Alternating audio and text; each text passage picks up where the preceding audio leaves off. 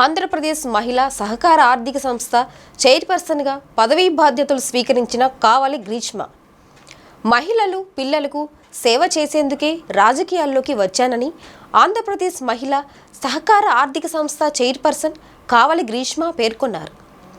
జిల్లా ప్రజా పరిషత్ కార్యాలయం ఎదురుగా ఉన్న మహిళా ప్రాంగణంలో ఆంధ్రప్రదేశ్ మహిళా సహకార ఆర్థిక సంస్థ చైర్పర్సన్గా కావలి గ్రీష్మ పదవీ బాధ్యతలు స్వీకరించారు.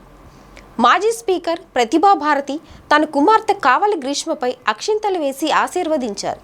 అనంతరం చైర్పర్సన్ కావలి గ్రీష్మ మీడియా వారితో మాట్లాడుతూ, నాకు ఈ పదవినిచ్చిన రాష్ట్ర ముఖ్యమంత్రి నారా చంద్రబాబు నాయుడికి, రాష్ట్ర విద్యాశాఖ మంత్రి నారా లోకేష్కి కృతజ్ఞతలు తెలియజేస్తున్నానన్నారు.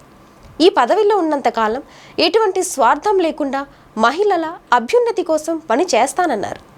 ఒక మహిళగా సోషల్ మీడియా పోస్టుల వల్ల ఎంతో ఆవేదన అనుభవించానని, మహిళలపై దాడులు జరగకుండా ఉండేందుకు ముఖ్యమంత్రి ఒక మహిళను హోంమంత్రిగా చేశారన్నారు.